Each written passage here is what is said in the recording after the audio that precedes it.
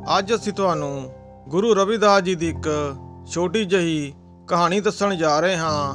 ਗੁਰੂ ਰਵਿਦਾਸ ਜੀ ਇਸ ਦੁਨੀਆ ਦੇ ਉੱਤੇ ਇੱਕ ਮਸੀਹਾ ਬਣ ਕੇ ਆਏ। ਗੁਰੂ ਰਵਿਦਾਸ ਜੀ ਜਿਹੜੀ ਵੀ ਜਗ੍ਹਾ ਤੇ ਜਾਂਦੇ ਸੀ ਉੱਥੇ ਦੇ ਭੁੱਲੇ ਭਟਕੇ ਲੋਕਾਂ ਨੂੰ ਆਪਣੇ ਵਿਚਾਰਾਂ ਤੇ ਗਿਆਨ ਦੇ ਨਾਲ ਉਸ ਪਰਮਾਤਮਾ ਦੇ ਨਾਲ ਜੋੜਦੇ ਸੀ ਤੇ ਸੱਚ ਦੇ ਰਾਹ ਤੇ ਪਾਉਂਦੇ ਸੀ। ਗੁਰੂ ਰਵਿਦਾਸ ਜੀ ਦੀ ਜ਼ਿੰਦਗੀ ਦੇ ਵਿੱਚ ਬਹੁਤ ਕਿੱਸੇ ਹੋਏ ਹਨ। ਅੱਜ ਅਸੀਂ ਤੁਹਾਨੂੰ ਉਹਨਾਂ ਦਾ ਇੱਕ ਕਿੱਸਾ ਦੱਸਣ ਜਾ ਰਹੇ ਹਾਂ।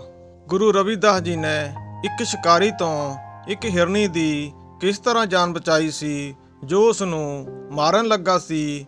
ਇਹ ਕਹਾਣੀ ਨੂੰ ਤੁਸੀਂ ਚੰਗੀ ਤਰ੍ਹਾਂ ਦੇ ਨਾਲ ਲਾਸਟ ਤੱਕ ਸੁਣਿਓ ਤੇ ਸਾਡੇ ਚੈਨਲ ਨੂੰ ਤੁਸੀਂ ਜ਼ਰੂਰ ਸਬਸਕ੍ਰਾਈਬ ਕਰਿਓ। ਅਸੀਂ ਤੁਹਾਡੇ ਲਈ ਇਸੇ ਤਰ੍ਹਾਂ ਪੀਰਾਂ ਫਕੀਰਾਂ ਤੇ ਗੁਰੂਆਂ ਦੀਆਂ ਵੀਡੀਓ ਲੈ ਕੇ ਆਉਂਦੇ ਰਹਾਂਗੇ। ਇੱਕ ਵਾਰ ਗੁਰੂ ਰਵਿਦਾਸ ਜੀ ਜੰਗਲ ਦੇ ਵਿੱਚ ਬੈਠੇ ਆਪਣੇ ਪ੍ਰਭੂ ਦਾ ਸਿਮਰਨ ਕਰ ਰਹੇ ਸੀ।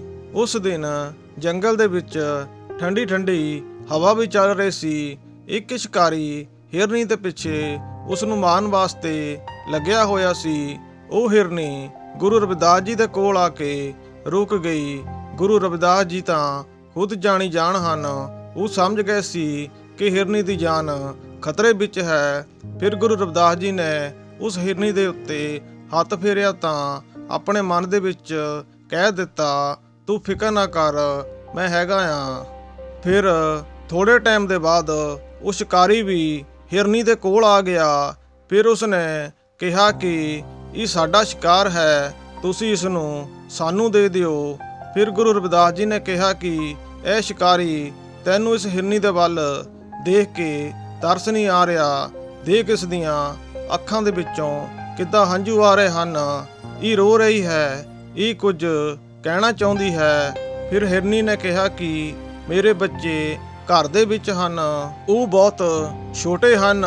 ਫਿਰ ਗੁਰੂ ਰਵਿਦਾਸ ਜੀ ਨੇ ਕਿਹਾ ਕਿ ਸ਼ਿਕਾਰੀ, ਤੂੰ ਇਸ ਦੇ ਉੱਤੇ ਰਹਿਮ ਕਰ, ਜਾਣ ਦੇ ਇਸ ਨੂੰ। ਫਿਰ ਹਿਰਨੀ ਨੇ ਕਿਹਾ ਕਿ ਇੱਕ ਵਾਰ ਮੈਨੂੰ ਆਪਣੇ ਬੱਚਿਆਂ ਨੂੰ ਦੁੱਧ ਪਿਲਾ ਆਉਣ ਦਿਓ, ਫਿਰ ਤੁਸੀਂ ਮੈਨੂੰ ਮਾਰ ਦਿਓ। ਮੈਂ ਸਿਰਫ ਇੱਕ ਵਾਰ ਆਪਣੇ ਬੱਚਿਆਂ ਨੂੰ ਮਿਲਣਾ ਚਾਹੁੰਦੀ ਹਾਂ। ਫਿਰ ਸ਼ਿਕਾਰੀ ਨੇ ਗੁਰੂ ਰਵਿਦਾਸ ਜੀ ਨੂੰ ਕਿਹਾ ਕਿ ਜਿਸ ਤਰ੍ਹਾਂ ਇਹ ਹਿਰਨੀ ਆਪਣੇ ਬੱਚਿਆਂ ਦੇ ਮੂੰਹ ਦੇ ਵਿੱਚ ਤੜਫ ਰਹੀ ਹੈ, ਮੈਂ ਵੀ ਇਸੇ ਤਰ੍ਹਾਂ ਆਪਣੇ ਬੱਚਿਆਂ ਦੇ ਮੂੰਹ ਦੇ ਵਿੱਚ ਤੜਫ ਰਿਹਾ ਹਾਂ। ਮੇਰੇ ਬੱਚੇ ਵੀ ਘਰ ਦੇ ਵਿੱਚ ਭੁੱਖੇ ਬੈਠੇ ਹਨ, ਜਿਨ੍ਹਾਂ ਨੂੰ ਕਿੰਨੇ ਦਿਨਾਂ ਤੋਂ ਕੁਝ ਖਾਣ ਨੂੰ ਨਹੀਂ ਮਿਲਿਆ। ਉਹਨਾਂ ਦਾ ਇਸ ਹਿਰਨੀ ਦਾ ਮਾਂਸ ਖਾ ਕੇ ਆਪਣੀ ਭੁੱਖ ਦਾ ਦੁੱਖ ਦੂਰ ਹੋ ਜਾਵੇਗਾ। ਫਿਰ ਸਾਡਾ ਰੋਜ਼ਗਾਰ ਵੀ ਚੱਲ ਜਾਵੇਗਾ। ਇਸ ਹਿਰਨੀ ਦਾ ਕੁਝ ਮਾਂਸ ਅਸੀਂ ਖਾਵਾਂਗੇ, ਬਾਕੀ ਬਚਿਆ ਮਾਂਸ ਵੇਚ ਕੇ ਘਰ ਦੀਆਂ ਲੋੜਾਂ ਪੂਰੀਆਂ ਕਰਾਂਗੇ। ਜੇ ਮੈਂ ਇਸ ਹਿਰਨੀ ਨੂੰ ਛੱਡ ਦਿੱਤਾ ਤਾਂ ਉਹ ਤਾਂ ਭੁੱਖ ਦੇ ਨਾਲ ਹੀ ਮਰ ਜਾਣਗੇ। ਇਸ ਲਈ ਮੈਨੂੰ ਇਹ ਤੁਹਾਡੀ ਗੱਲ ਮਨਜ਼ੂਰ ਨਹੀਂ ਹੈ, ਇਸ ਲਈ ਮੈਂ ਇਸ ਹਿਰਨੀ ਨੂੰ ਨਹੀਂ ਛੱਡਾਂਗਾ। ਫਿਰ ਰਵਿਦਾਸ ਜੀ ਨੇ ਕਿਹਾ ਕਿ ਤੁਸੀਂ ਮੇਰੀ ਜ਼ਮਾਨਤ ਇਸ ਨੂੰ ਇੱਕ ਵਾਰ ਆਪਣੇ ਘਰ ਆਪਣੇ ਬੱਚਿਆਂ ਨੂੰ ਮਿਲ ਆਣ ਦਿਓ।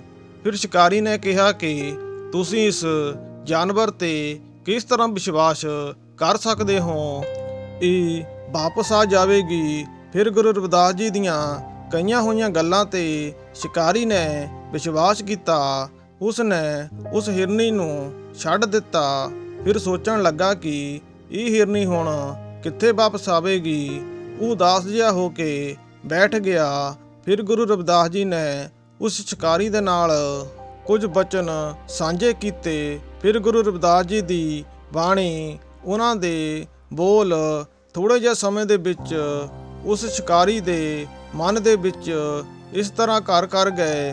ਜਿਹੜਾ ਸਮਾਂ ਸ਼ਿਕਾਰੀ ਤੇ ਗੁਰੂ ਰਵਿਦਾਸ ਜੀ ਦੇ ਵਿੱਚ ਬੀਤਿਆ, ਉਸ ਸਮੇਂ ਨੇ ਸ਼ਿਕਾਰੀ ਦੀ ਜ਼ਿੰਦਗੀ ਹੀ ਬਦਲ ਕੇ ਰੱਖ ਦਿੱਤੀ।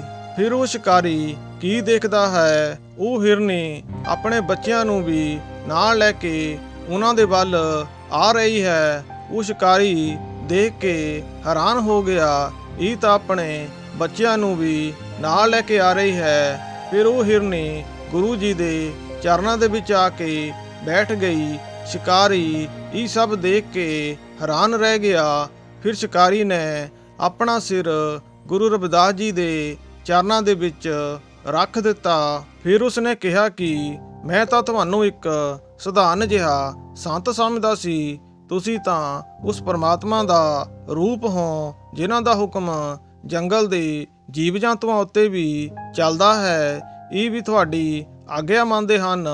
ਫਿਰ ਉਹ ਸ਼ਿਕਾਰੀ ਨੇ ਕਿਹਾ ਕਿ ਮੈਂ ਹੁਣ ਸ਼ਿਕਾਰ ਨਹੀਂ ਕਰੂੰਗਾ, ਆਪਣੀ ਮਿਹਨਤ ਹੀ ਕਰਕੇ ਖਾਊਂਗਾ। ਫਿਰ ਉਹ ਰਵਿਦਾਸ ਜੀ ਦਾ ਭਗਤ ਬਣ ਗਿਆ।